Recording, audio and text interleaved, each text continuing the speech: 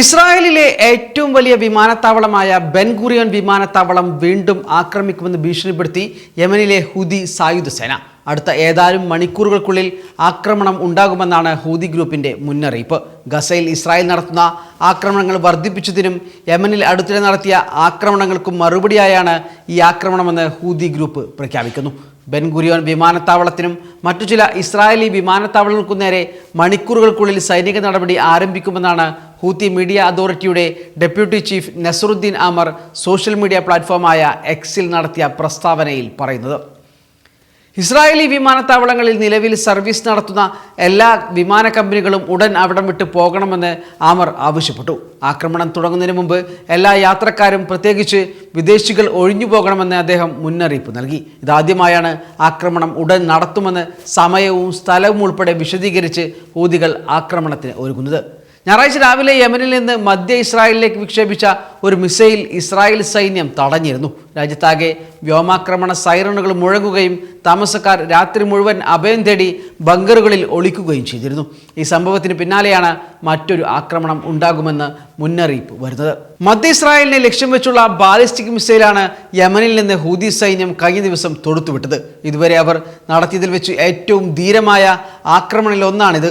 ഇസ്രായേലിന്റെ പ്രതിരോധ സംവിധാനങ്ങൾ മിസൈൽ ആകാശത്ത് വെച്ച് തകർത്തു കളഞ്ഞതിനാൽ മാത്രമാണ് ഇസ്രായേൽ ഇതിൽ നിന്നും രക്ഷപ്പെട്ടത്. ആളപായമോ നാശനഷ്ടങ്ങളോ ഇതുവരെ റിപ്പോർട്ട് ചെയ്തിട്ടില്ല. സൈറണുകളും അലർട്ടുകളും സാധാരണക്കാർക്ക് മുന്നറിയിപ്പ് നൽകിയതിനാൽ അവർക്ക് അഭയം തേടാൻ സമയം ലഭിച്ചു.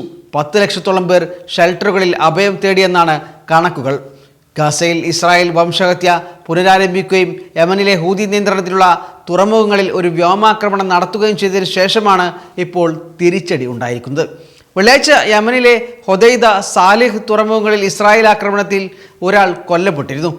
ഗസയിലെ പലസ്തീനികളോട് ഐക്യദാർഢ്യം പ്രഖ്യാപിച്ച് ഇറാന്റെ പിന്തുണയുള്ള ഹൂതികൾ ഇസ്രായേലിനെതിരെ ആക്രമണം ഇപ്പോൾ ശക്തമാക്കി വരികയാണ്. ഇതിനിടെ ടെൽ അവീവിലെ ബെൻ ഗുറിയോൻ വിമാനത്താവളത്തെ ലക്ഷ്യമിട്ട് ഹൂതികളുടെ മിസൈൽ ആക്രമണം നടന്നതായും റിപ്പോർട്ടുകൾ ഇപ്പോൾ പുറത്തു വരുന്നുണ്ട്. ഇതേ തുടർന്ന് വിമാനത്താവളത്തിൽ സർവീസ് താൽക്കാലികമായി നിർത്തിവെച്ചതായും റിപ്പോർട്ടുകൾ പറയുന്നു. 24 മണിക്കൂറിനിടെ ഇസ്രായേലിനെ ലക്ഷ്യമിട്ട് നടക്കുന്ന രണ്ടാമത്തെ ആക്രമണമാണിത്. ഞായർ പുലർച്ചെ 2 മണിയോടെയായിരുന്നു ആക്രമണം ഉണ്ടായതെന്നാണ് റിപ്പോർട്ടുകൾ പറയുന്നത്. ആക്രമണത്തെ തുടർന്ന് വ്യോമഗതാഗതം മണിക്കൂറുകളോളം നിർത്തിവെച്ചു. ടെൽ അവീവ് മെട്രോപൊളിറ്റൻ ഏരിയയ്ക്ക് ചുറ്റും സ്ഫോടനങ്ങൾ ഉണ്ടായതായും റിപ്പോർട്ടുകൾ പറയുന്നു. പലസ്തീനിലെ അധിനിവേശം അവസാനിപ്പിക്കുന്നതുവരെ ഇസ്രായേലിനെ ആക്രമിക്കുന്നത് തുടരുമെന്ന് ഹൂതികൾ അറിയിച്ചു. ഈ മാസം ആദ്യം ബെൻ ഗുറിയോൺ വിമാനത്താവളത്തിൽ ഹൂതികൾ മിസൈൽ ആക്രമണം നടത്തിയിരുന്നു. മെയ് 4 ഞായറാഴ്ച പുലർച്ചെ നടന്ന ആക്രമണത്തിൽ 6 പേർക്ക് പരിക്കേറ്റു. ആക്രമണത്തിൽ വിമാനത്താവളത്തിന്റെ പ്രധാന ടെർമിനലിനടുത്ത് മിസൈൽ പതിച്ച സ്ഥലത്ത് വൻ ഗർത്തം രൂപം കൊള്ളുകയും ചെയ്തിരുന്നു. ഇസ്രായേലിന്റെ താഡ് മിസൈൽ പ്രതിരോധ കവചത്തെ പരാജയപ്പെടുത്തിയാണ് ഹൂതി മിസൈൽ അന്ന് ലക്ഷ്യം കണ്ടത്.